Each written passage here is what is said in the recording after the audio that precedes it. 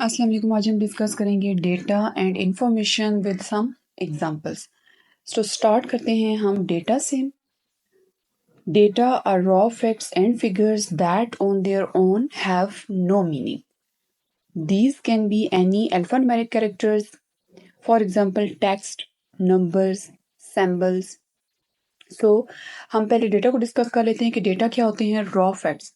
Raw facts and figure का मतलब ये है कि अनप्रोसेस्ड डेटा, कोई उसका मीनिंग नहीं है, कोई उस पे अभी प्रोसेसिंग अप्लाई नहीं हुई, कोई उसको हमने ऑर्गेनाइज्ड नहीं किया, जस्ट हमने वैल्यूज़ को इकट्ठा कर लिया है, हमने वैल्यूज़ को मर्ज कर लिया है, but they that have no meaning at all.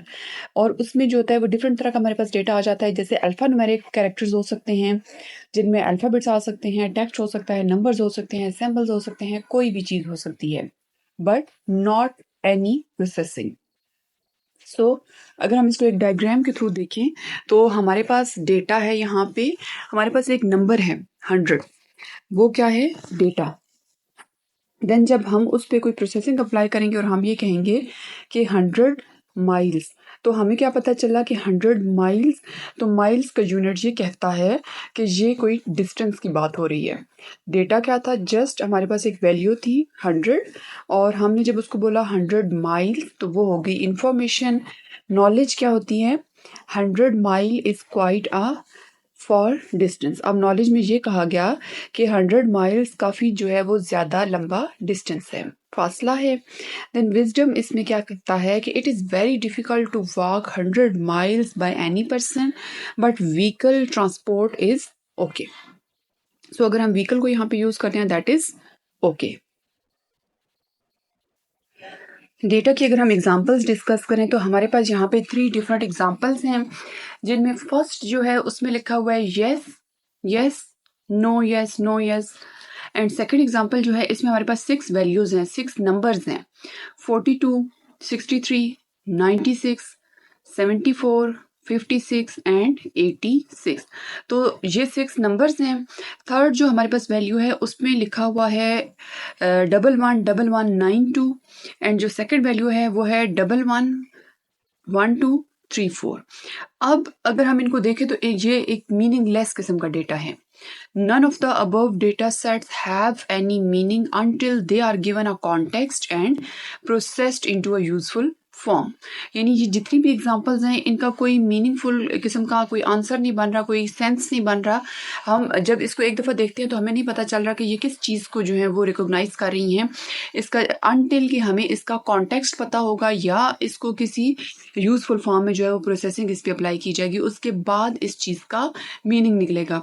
ये जो मीनिंगलेस किस्म की 3 एग्जांपल्स हैं इसको बोलते हैं डेटा। नेक्स्ट हमारे पास अगर हम देखें तो इनपुट में हमारे पास होता है डेटा और डेटा पे क्या अप्लाई की जाती है? प्रोसेसिंग। इनपुट में क्या है? डेटा, डेटा पे अप्लाई की गई प्रोसेसिंग और रिजल्ट में जो चीज़ जनरेट होती है दैट इज आउटपुट, और आउटपुट जो होती है उसकी जो फॉर्म होती है दैट इज इंफॉर्मेशन। देन हम डेटा एंड इंफॉर्मेशन को देखते हैं कि डेटा को कैसे हम कन्वर्ट करते हैं इंफॉर्मेशन में। To achieve its aims, the organization will need to process data into information. Data needs to be turned into meaningful information and presented in its most useful format. Data must be processed in a context in order to give it a meaning. कि क्या होता है कि कोई organisation है, अगर वो अपना कोई एम अचीव करना चाहती है तो उसके लिए उसे क्या करना पड़ेगा?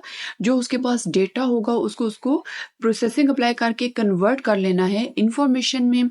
यानी data needs to be turn into meaningful information, और फिर जो है हम उसको किसी जो प्रेजेंटेबल मेथड होगा उसके थ्रू, उस फॉर्मेट के थ्रू जो है वो प्रेजेंट कर सकते हैं।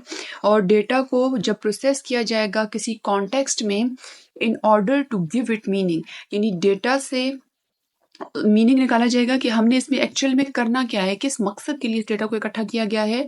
तो वो जब मकसद हमें पता चल जाएगा, उसका कॉन्टेक्स्ट हमें पता चल जाएगा, तब वो डेटा कन्वर्ट होगा यूजफुल इंफॉर्मेशन में।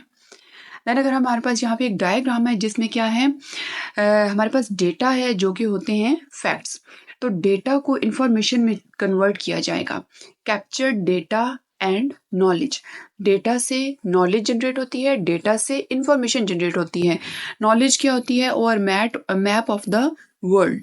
देन अगर हम इसको देखें डिसीजंस, तो जो डेटा से इंफॉर्मेशन और नॉलेज जो है वो इकट्ठी की जाएगी या कन्वर्ट होके डेटा को कन्वर्ट किया जाएगा इंफॉर्मेशन या नॉलेज में, देन उसकी बेस पे लिए जाएंगे डिसीजंस, इन्फॉर्म्ड एक्शंस। डिसीजन क्या होते हैं? Informed actions. तो डेटा की बेस पे जो है फाइनली डिसीजन लेके जाएंगे, लेकिन उसके लिए डेटा को कन्वर्ट पहले किस में किया जाएगा? इंफॉर्मेशन में या नॉलेज में। देन हम देखते हैं इंफॉर्मेशन क्या होती है। Data that has been processed within a context to give it meaning, और data that has been processed into a form that give it meaning. यानी डेटा को आप जब उस पर प्रोसेसिंग अप्लाई करोगे within a context to give it meaning, यानी उस पर कोई कॉन्टेक्स्ट अप्लाई करके उसका कोई मीनिंग निकाल लोगे, या फिर जब डेटा पे आप प्रोसेसिंग अप्लाई करोगे और उसको किसी मीनिंगफुल फॉर्म में कन्वर्ट कर दोगे तो वो बन जाएगी information. Processed data is known as information. Examples अगर आप इसकी देखो तो in the next three examples explain how the data could be processed to give it meaning. What information can then be derived from the data? यानी हमारे पास यहाँ पे 3 different examples हैं जिसके थ्रू हम ये निकाल सकते हैं कि डेटा को कैसे प्रोसेस किया गया और उससे कैसे जो है वो मीनिंगफुल इंफॉर्मेशन जनरेट की गई और किस तरह की इंफॉर्मेशन जो होती है वो ड्राइव की जा सकती है गिवन डेटा से। सो यहाँ पे हमारे पास एग्जांपल 1 है जिसमें हमारे पास रॉ डेटा है। जैसे हमने इसकी प्रीवियसली एग्जांपल भी देखी कि yes yes no yes no yes yes. अब इसमें क्या है, पहले हम देखते हैं इसका कॉन्टेक्स्ट क्या है। Responses to the market research question, would you buy brand X at price Y. यानी एक ब्रांड एक्स है, क्या आप उसको जो है वो प्राइस वाई में ख़रीदना चाहोगे। अब इसमें जो है वो यूज़र येस में भी आंसर दे सकते हैं, यूज़र नो में भी आंसर दे सकते हैं। अब इस चीज़ की इंफॉर्मेशन क्या होगी कि कितने परसेंट लोगों ने येस आंसर किया और कितने परसेंट लोगों ने नो आंसर किया। यानी हम जो एक फैली हुई चीज़ है, जो एक वाइड रेंज ऑफ क्वेश्चन हैं, हम उनका जो आंसर एक एग्रीगेट किस्म का आंसर जनरेट कर लेंगे, एक टू द पॉइंट के इतने परसेंट लोगों ने येस कहा और इतने परसेंट लोग जो हैं इस ब्रांड एक्स को जो है वो प्राइस वाई में खरीदना चाहते हैं। तो नो का आंसर सेपरेट कर लेंगे और येस की जो परसेंटेज है हम उसको सेपरेट कर लेंगे। सेकंड हमारे पास जो एग्जांपल थी प्रीवियसली जो हमने डिस्कस की, उसमें हमारे पास 6 वैल्यूज थी, 6 नंबर्स थे डिफरेंट, और 100 लाइक हमारे पास टोटल मार्क्स थे। उनमें से 42, 63, 96, 74, 56 एंड 86 ये डिफरेंट तरह के मार्क्स हैं। अब इस का अगर हम इस डेटा का कॉन्टेक्स्ट देखें तो वो क्या था कि Jenny score in the 6 AS/A2 ICT modules.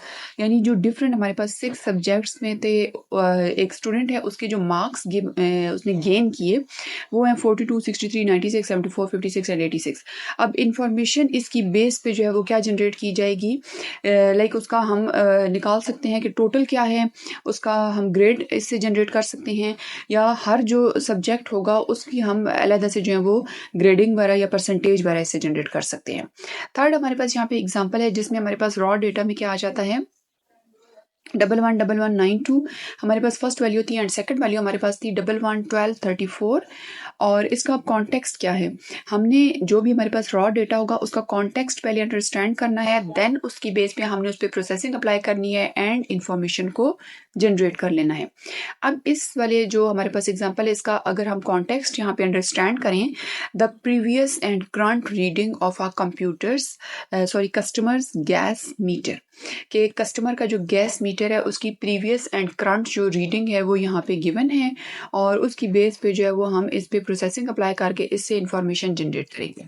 अब यहाँ पे हमारे पास इन सारी जो एग्जांपल्स थी उनके आंसर्स गिवन हैं, suggested answers to the example. First example को हमने जो डिस्कस किया था उसमें हमारे पास क्या था कि एक प्रोडक्ट एक्स है और कितने परसेंट जो कस्टमर हैं उसको वाई जो प्राइस है उसमें ख़रीदना चाहेंगे, yes no. We could add up the yes and no responses and calculate the percentage of customers who would buy product X at price Y. The information could be presented as a chart to make it easier to understand.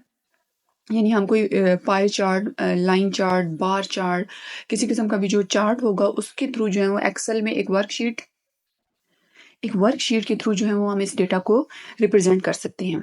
Second जो example थी उसका answer कैसे हम generate कर सकते हैं, उसको information में कैसे कन्वर्ट कर सकते हैं। Adding jenny score would give us a mark out of 600 that could then be converted to an A-level grade. Alternatively, we could convert the individual module result into grades. कि हम जो एक student था jenny score 6 जो marks थे 6 subject के marks थे उसमें से हर जो सब्जेक्ट था वो 100 मार्क कैरी करता था और टोटल उनका जो है वो 600 बन रहा है। अब एक स्टूडेंट ने उन मार्क्स में से जो है वो मैक्सिमम मार्क्स कितने अचीव किए, क्या वो एक ए लेवल ग्रेड का स्टूडेंट है, हम इससे ये अंदाज़ा लगा सकते हैं। एंड दूसरा जो है इसमें से alternatively we could convert the individual module result into grades कि हम एक एक जो सब्जेक्ट है एक एक जो मॉड्यूल है उससे भी जो है वो इंडिविजुअल ग्रेड निकाल सकते हैं। सो ये जो हमारे पास डेटा था डिफरेंट 6 सब्जेक्ट के मार्क्स का, उससे हम इंफॉर्मेशन ये निकाल सकते हैं कि क्या वो ए लेवल ग्रेड का स्टूडेंट है। एंड सेकेंडली हम हर जो मॉड्यूल है उसको सेपरेटली भी जज कर सकते हैं। देन हमारे पास एग्जांपल 3 है। By subtracting the second value from the first, we can work out how many units of gas the consumer has used. This can then be multiplied by the price per unit to determine the consumer's gas bill.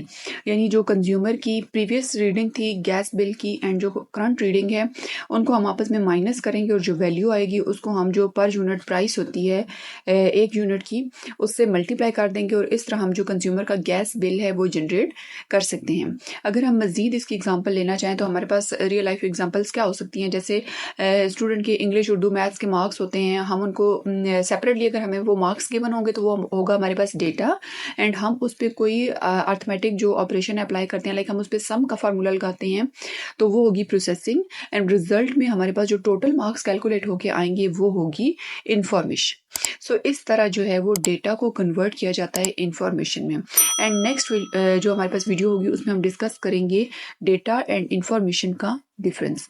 And thanks for watching this video and don't forget to like, share and subscribe Tech and CS. Goodbye.